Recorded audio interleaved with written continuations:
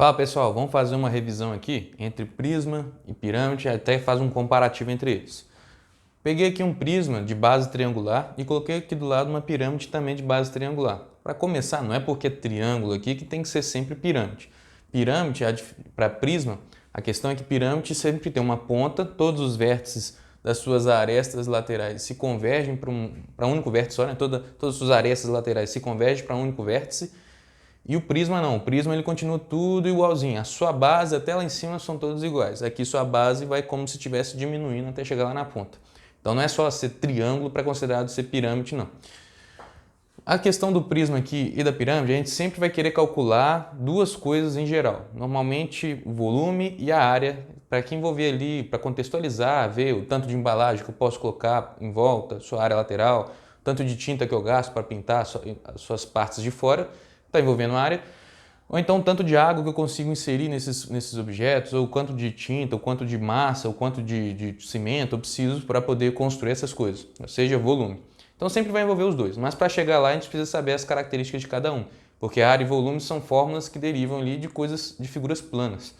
Então aqui quando eu tenho prisma, vale lembrar que esses ladozinhos aqui da base do prisma a gente chama de aresta da base. E essas partes aqui, esses lados do lado, a gente chama de aresta lateral. Num prisma reto, bonitinho, que a gente usa, a área lateral sempre é perpendicular à base. Isso funciona bem como altura. Então a gente já pode falar que a altura aqui do nosso prisma é dado por aqui. Aqui já na pirâmide, você também tem a sua base, que você pode ter o seu lado chamando aqui de aresta da base, o azinho que normalmente a gente chama.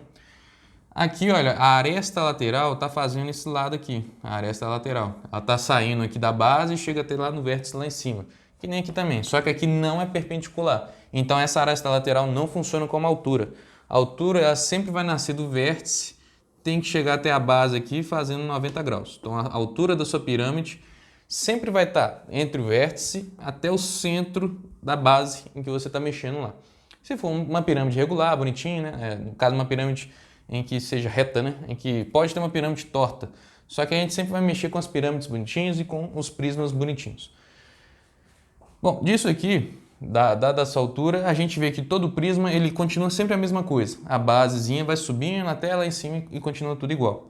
Então, se eu estou querendo mexer ali com o volume de um prisma, eu vou pensar que eu vou pegar a área da base aqui, vou pegar um monte de bases iguais aqui e vou colocando todas em cima da outra. Como se eu estivesse recortando e colocando tudo igual. Como todas as bases são iguais, eu vou pegar aqui um monte de folhas de área das bases. Então vai envolver aqui a área das bases. E eu vou colocando, sobrepondo uma sobre a outra. Infinitas bases aqui até completar a altura do seu prisma. Então a área da base vezes a altura, que a gente chama de princípio de Cavalieri. Feito isso aqui, suave. Então a única coisa que vai diferenciar dos outros prismas que a gente tem é a sua base. E normalmente a gente gosta de usar bases bonitas. Triângulos equiláteros, quadrados, pode ser retângulos também. Ou então a gente pode usar ali pentágonos, hexágonos, normalmente regulares, ou seja, com todos os lados iguais, para facilitar o cálculo da área da base. Mas não é regra, não é lei, mas normalmente sim, a gente mexe com os mais bonitinhos. Lá na pirâmide, a gente também tem a mesma ideia. Eu vou ter que ir completando, preenchendo com base. Só que se a gente for observando aqui, cada vez mais a sua base aqui, as folhas de papel que você usa como área da base, estão cada vez diminuindo. Então você não pode simplesmente colocar uma sobre a outra, porque se você colocasse aqui, desde o começo, a mesma área da base, uma sobre a outra aqui, você voltaria a ter um prisma. Aqui não, como vai diminuindo, a gente tem que sacar essa coisa de diminuir. Esse trem de sacar, diminuir, o quanto vai diminuir, a gente não sabe. A gente usa outras estratégias, mas mantém-se a ideia que eu tenho que pegar um monte de base e ir preenchendo conforme a altura aqui. Porém, como a base nunca é igual, tem que ter algum número, tem que ter alguma diferenciação. A gente viu que a gente consegue colocar 3 pirâmides de mesma área da base dentro de um prisma. Ou seja, por exemplo, pensa que a gente tem um cubo aqui. Dentro desse cubo, eu posso colocar aqui 3 pirâmides. Vamos colocar assim, 3 pirâmides cuja área da base seja igual à base do prisma. Claro que eu coloquei de um jeito avacalhado aqui, mas eu consigo me reorganizar aqui, colocar 3 triângulos dentro desse prisma, desde que a área da base dessa pirâmide seja a mesma do lado do seu cubo aqui. Então, dentro dessa organização, a gente sabe que eu consigo que um desses triângulos representa a terça parte da área da base vezes a altura desse prisma. Então, eu posso falar que um triângulo é a terça parte da área da base vezes a altura. De um prisma, ou coisa assim, né? De um cubo.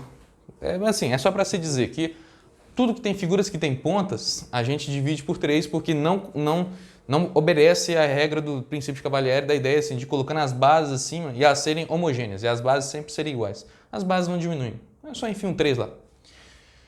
É a diferenciação que a gente tem. O negócio é o seguinte, muita formulazinha e tudo mais, eu só pensei em área da base, porque acontece muito, o pessoal só calcula a área da base vezes a altura. É só lembrar que, se lembrar do princípio da ideia, que eu estou colocando várias bases em cima, se as bases aqui estão diminuindo, eu não posso manter a mesma ideia que é só ser a área da base vezes a altura. Alguma coisa de diferente tem que acontecer, e é o 3 lá que tem que vir para aparecer. Então o volume está aqui. O volume é um dos principais que a gente vai precisar calcular, mas não é o único, porque a gente precisa também mexer com a área.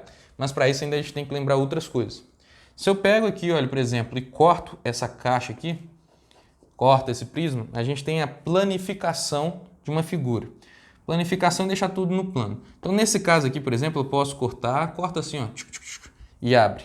Se eu corto e abro, eu posso pensar que eu tenho uma base para cima e uma base para baixo, porque é o que caracteriza um prisma. O prisma tem 2 bases, sempre. Se for num contexto de caixa ou coisa assim, uma das caixas foram retiradas e tudo mais, aí beleza, você não está contando com aquela base de cima. Mas mantém-se a ideia, a figura precisa de ter 2 bases, embaixo e em cima, porque elas são tudo a mesma coisa, né? Do começo lá. Então, se eu tenho uma figura aqui, por exemplo, que tem 3 na base aqui, 3 lados, eu vou ter aqui 3 faces. A figura tem faces, que seria essa parte aqui que está olhando para você. Que a gente viu ali que tem a ver com os edros, né, e tudo mais. Então são 3 faces aqui.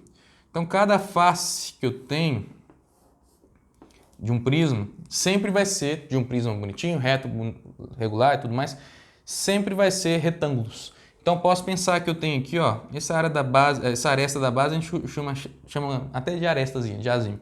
Posso pensar que eu sempre tenho um azinho envolvido aqui, vamos supor que é um triângulo equilátero aqui. Um azinho envolvido com a sua altura. Então a área da face sempre vai ser base vezes altura. Ou seja, sempre é um retângulo, né? Retângulo é base vezes altura. Então, todo prisma, independente da quantidade independente da sua base, sempre vai ser retângulos como áreas da face. O que vai diferenciar a quantidade, porque sua base, por exemplo, for um hexágono, você tem 6 áreas da face. 6 faces, né? Se você tem aqui um pentágono, você tem 5 faces. Então, a área total, que a gente chama de área lateral, a área lateral de um prisma vai ser dada pela quantidade de faces que tem. Então, a gente pode falar que é n vezes a quantidade de face. Só que toda a área de face é sempre base vezes altura, é sempre um retângulo. Não vou ficar substituindo não, porque senão vai virar mais fórmulas. Mas é só pega a ideia. Se eu pego aqui uma pirâmide, corto ela e planifico ela, ela vai ficar com algo parecido assim, olha. Eu tenho a base aqui, no caso a base é triangular, e eu tenho... Aqui eu posso, por exemplo, planificar desse jeito assim, ó, para ficar mais fácil. Eu tenho aqui as outras faces também, são os edros aqui, os planos que estão olhando para você. Cada face aqui são triângulos, só que são triângulos especiais. Se eu estou mexendo numa pirâmide bonitinha, regular e tudo mais, retangular, é reto, né, de fazer ser bonitinho, pirâmide bonitinha. Sempre vão me dar triângulos aqui isósceles. Então sempre eu tenho triângulo isósceles aqui. Pode dar triângulo equilátero se eu estou mexendo com um tetraedro regular bonitinho, mas fora isso sempre vão ser triângulos isósceles.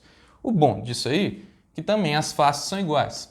Se as faces são iguais, se eu quero saber a área lateral, o tanto de que eu tenho que cobrir por fora, é a quantidade também da área das faces, quantidade de faces que eu tenho. Então eu preciso calcular a área de uma face. Agora a área de uma face aqui vai estar associada aqui com um triângulo. E o triângulo é dado por área da base. A área de um triângulo é dada por base vezes a altura sobre 2. Lembra? Então, deixa mais assim.